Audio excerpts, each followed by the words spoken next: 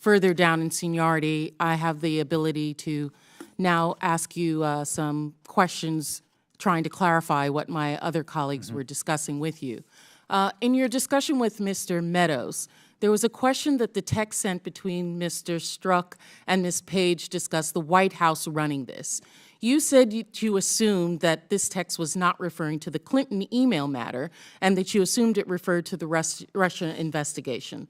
I just want to clear up. Do you actually know who the text was referring to? I'm sorry, when the particular The text that says person? the White House is running this. No, I think it was my understanding, just a general reference to the White House. I don't know there was a particular person. And if it was to discuss the Russia investigation, it's not the Russia collusion investigation by the special counsel. It's Correct. referring to the Russia election interference Correct. investigation, right? We have so Correct. many investigations Right. here. Let's keep them in line. Now, also in your discussion with Mr. Meadows, there seemed to be some logical analogy that was made, and as an attorney, you know, that's one thing that we look at is the logical inferences, and I wasn't sure if it was necessarily correct. The discussion was that if you have a person who has a disproportionate bias in their personal, that you also then have to look at their disproportionate amount of decision-making in determining how that. Is that necessarily how one determines if their bias, in fact, affects the outcome?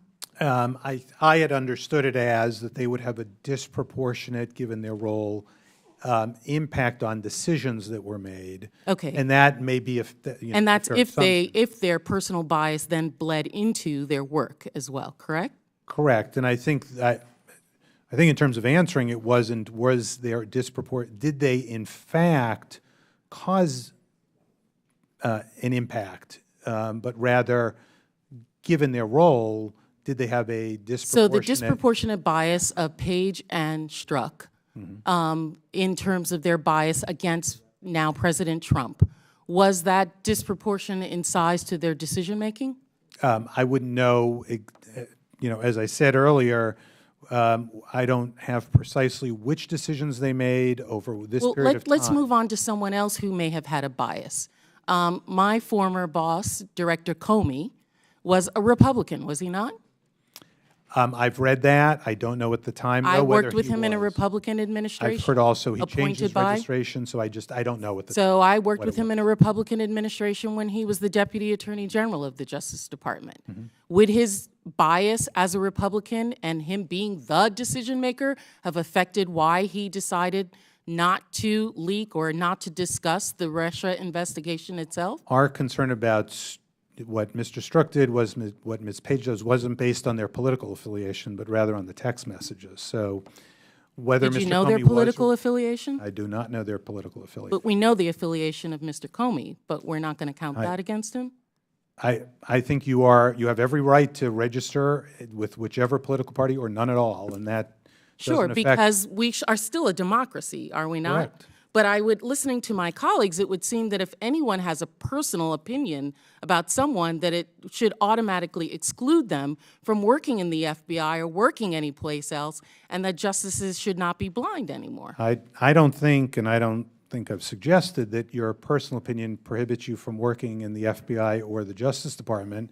The concern here are the text messages that they Sure, exchanged because about people bias, they were looking at. I mean, before the election, many of my colleagues had a bias against Trump. But it appears now that he's the chief executive that they've all fallen right in line and follow right behind whatever he says, even though many of them made public statements against him and against some of the opinions that he had before he became president. In your investigation, you said you looked at 1.2 million documents, correct? Correct. And in those documents, which are now being subpoenaed by Chairman Gowdy as well as Chairman Goodlatte, on the documents for investigation on the FBI's handling of Secretary Clinton's emails, have you had access to all of the documents that the Justice Department has subpoenaed but haven't received? Isn't that correct? That the Justice Department, you mean the Congress has subpoenaed? Sorry. Correct, yes. Yes, we've had access to all the records. And your we've office asked was able to review those documents and any other documents that's needed as part of your investigation for this report. Correct. And your report concluded, and I quote, "We found no evidence that the conclusions by the department prosecutors were affected by bias or other improper considerations. Rather, we determined that they were based on the prosecutor's assessment of the facts, the law, and past department practices," correct? Correct.